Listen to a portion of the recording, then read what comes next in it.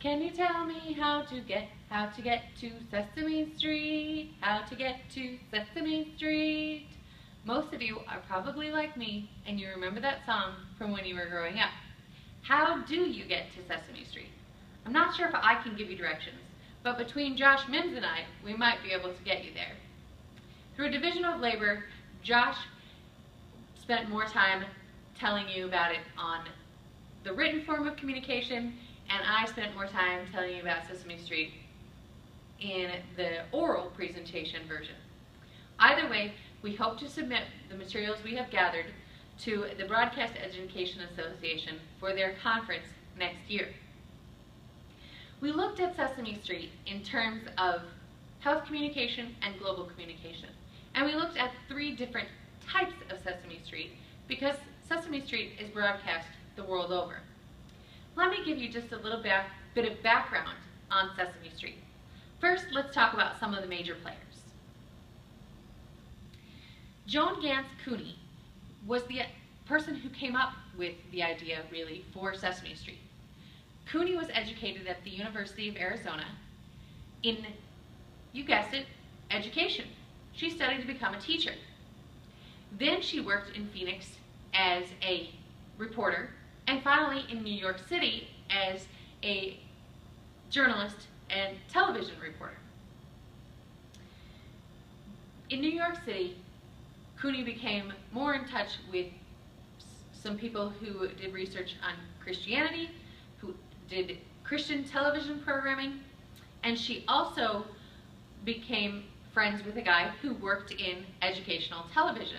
And she said, "What? There is educational television?" Cooney explained this as similar to seeing St. Paul on a highway. She was broadsided by the idea that you could use television to educate people. Edutainment, in a sense.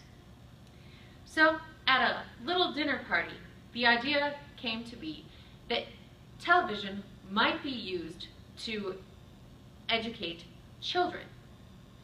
At this dinner party were Cooney and her husband and some other people who worked in television that were able to make this dream become a reality.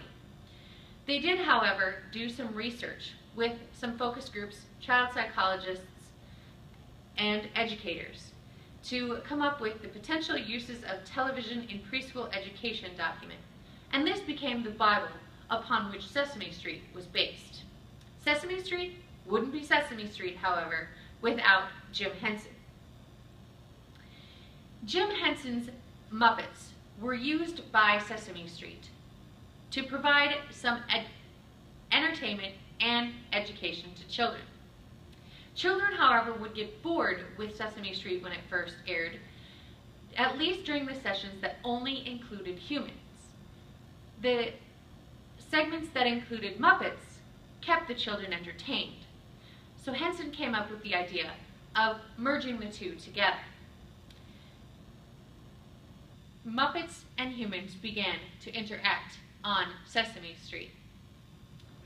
Jim Henson allowed Sesame Street to use his Muppets as long as the profits were used exclusively to fund Children's Television Workshop. Children's Television Workshop Sesame Street was so popular when it debuted in November of 1969 that within the first year, as you can see here, it appeared on the cover of Time magazine. It earned 3 Emmy Awards and a Peabody Award. That was all in the first year. No wonder there were other countries who wanted to hop on board with this innovative idea. That's where Mike Dan came in. Mike Dan was already a successful television producer. But CTW was approached by many countries worldwide hoping to use the idea of Sesame Street.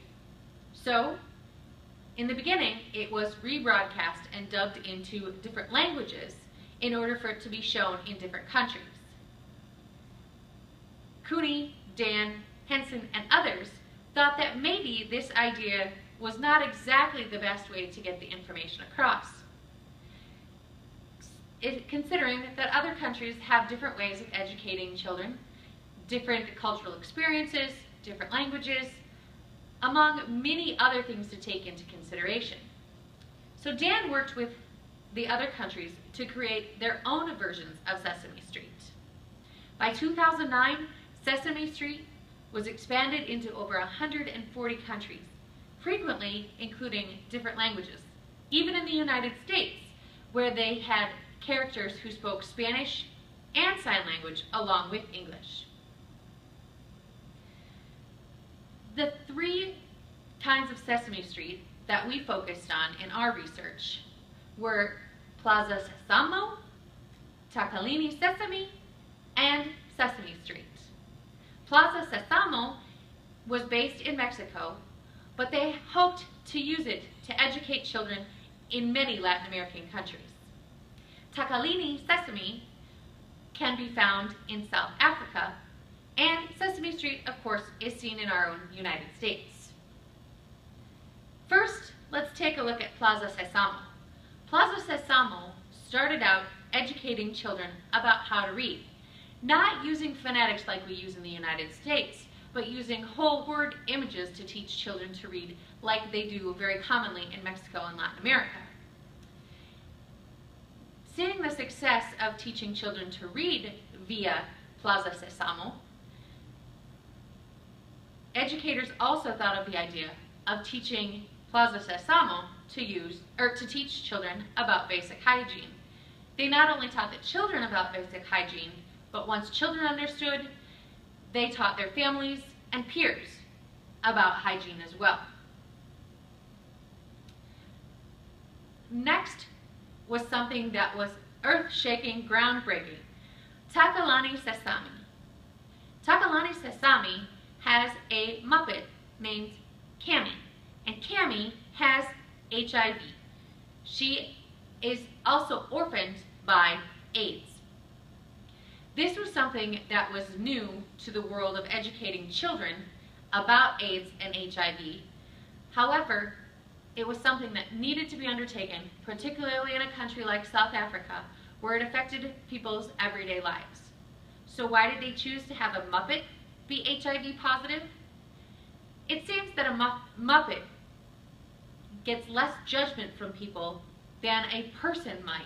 Besides, the Muppet is colorful and fuzzy and friendly and warm, all of these things that show that people with HIV are not all that scary.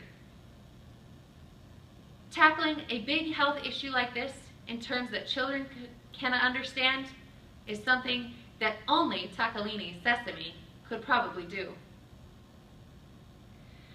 Tacalini Sesame covered the idea of HIV and AIDS after Sesame Street decided to tackle the idea of death.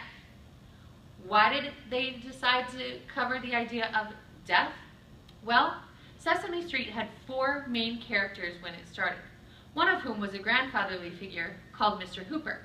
Mr. Hooper was a shopkeeper of Mr. Hooper's store. Unfortunately, Mr. Hooper died of a heart attack in, I believe it was 1983. So, producers had to figure out how to communicate this to children. They had talked about maybe just ignoring the fact that Mr. Hooper disappeared from Sesame Street, or saying something like, Mr. Hooper moved to Florida. They decided that this may not be the best course of action. So they talked to children through focus groups, child psychologists, and educators of children to determine how best to address this topic head on. Big Bird was the one who ended up initially addressing the idea of the death of Mr. Hooper on Sesame Street in the first place. They talked about that Mr. Hooper would never come back and that death was permanent, and it would be very hard for Big Bird to live without Mr. Hooper, but there were other people on Sesame Street who could help Big Bird the way that Mr. Hooper had. Of course, they couldn't replace Mr. Hooper, but they could certainly help out. If we were to look at these different types of Sesame Street and health communication, we can do a fantasy theme analysis. Ernie Borman came up with the idea of fantasy theme analysis, talking about settings, characters, and actions. So if we could think about the three different kinds of Sesame Street in terms of settings, characters, and actions, these are the best way to educate children. The setting of Sesame Street is a brownstone building in an inner city with a very close-knit community. It's not really all that threatening, especially with the Muppets. They help to bring a lighthearted atmosphere. Characters, of course, are educational in nature and lighthearted in nature. The characters have helped children around the world deal with things like basic hygiene, HIV and AIDS, and death. Actions. This show is full of action on how to educate children using terms that they can understand. This is extremely important when it comes to edutainment in the arena of health. So, does Sesame Street look as familiar as it once did to you? It looks a little bit different to me than it did when I was a child. However, if you ask Josh Mims, he would say anybody who was raised on the street remembers the song, "Rubber Ducky, you're the one, you make bath time lots of fun. Rubber Ducky, I'm awfully fond of you."